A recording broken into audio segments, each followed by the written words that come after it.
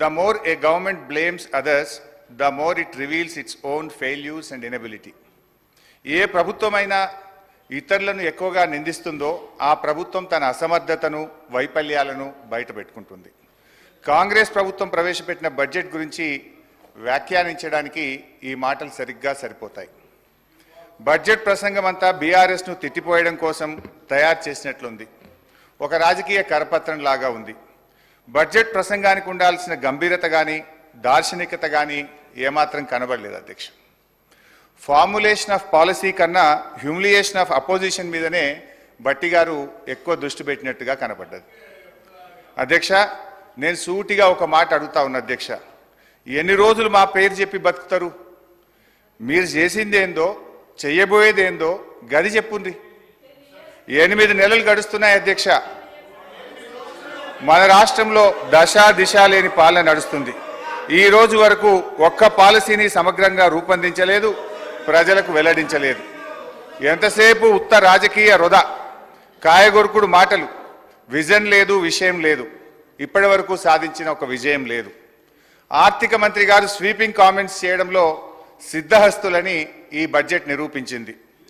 ఒకవైపు బీఆర్ఎస్ ప్రభుత్వం గత 10 ఏళ్లలో అన్ని రంగాల్లో పూర్తిగా వైఫల్యం చెందిందని రాశారు. మరొక వైపు ఇదే బడ్జెట్లో రాష్ట్ర తలసరి ఆదాయం 3,47,229 రూపాయలని పేర్కొన్నారు. ఇంత సెల్ఫ్ కాంట్రడిక్షనా అధ్యక్ష? ఇంత కన్ఫ్యూజనా అధ్యక్ష? ఇంత కుట్రనా అని నేను అడుగుతా ఉన్నా. ఎందుకంటే 2014లో మా ప్రభుత్వం అధికారం చేపట్టినప్పుడు తెలంగాణ రాష్ట్రం దేశ తలసరి ఆదాయంలో మనం కంపేర్ చేసినప్పుడు, ఇతర రాష్ట్రాలతో కంపేర్ చేసినప్పుడు మనం 11వ స్థానంలో ఉన్నాం. కానీ మా 10 ఏళ్ల పాలన ఫలితం ఈరోజు గోవా, సిక్కిం లాంటి చిన్న రాష్ట్రాలు మినహాయిస్తే తలసరి ఆదాయంలో తెలంగాణ రాష్ట్రం దేశంలోనే నంబర్ 1గా నిలపడం జరిగింది. అధ్యక్ష, నేను అడుగుతా ఉన్న భట్టి గారిని, తలసరి ఆదాయం ఇంత గొప్పగా పెరిగిందంటే 10 ఏళ్ల మా పాలన ఫలితమా, 8 నెలల మీ పరిపాలనలో పెరిగిందా? దయచేసి చెప్పాలని చెప్పి నేను కోరుతా ఉన్నా.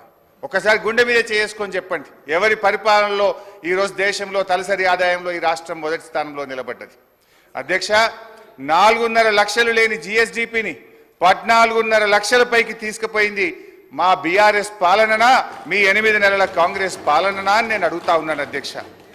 2014లో దేశ జీడిపికి తెలంగాణ కాంట్రిబ్యూషన్ 4.1% అయితే ఈ రోజు అది 5% పెరిగిందంటే ఇది 10 ఏళ్ల మా శ్రమ ఫలితమా, 8 నెలల మీ డ్రామా ఫలితమా అని నేను అడుగుతా ఉన్నాను అధ్యక్ష. అధ్యక్ష, 2013-14లో 1,07,00,000 ఉన్న పంటల ఉత్పత్తిని 4 కోట్ల టన్నులకు తీసుకుపోయింది మా పరిపాలన ఫలితమా, మీ 8 నెలల పాలననా అని నేను అడుగుతా ఉన్నాను అధ్యక్ష. మేం వ్యవసాయానికి ఏం చెయ్యకుండానే 4 రెట్లు ఎక్కువ పంట పండిందా? తెలంగాణ రాష్ట్రం వచ్చినాడు కరెంటు పరిస్థితి ఏంది? ఆనాడు ఏం పరిస్థితి? అడ్డు అదుపు లేని కరెంటు కోతలు, పారిశ్రామికవేత్తలు ఇందిరా పార్క్ దగ్గర ధర్నాలు, వ్యవసాయానికి అర్ధరాత్రి కరెంట్లు, గృహ అవసరాలకు పట్టపగలు కరెంటు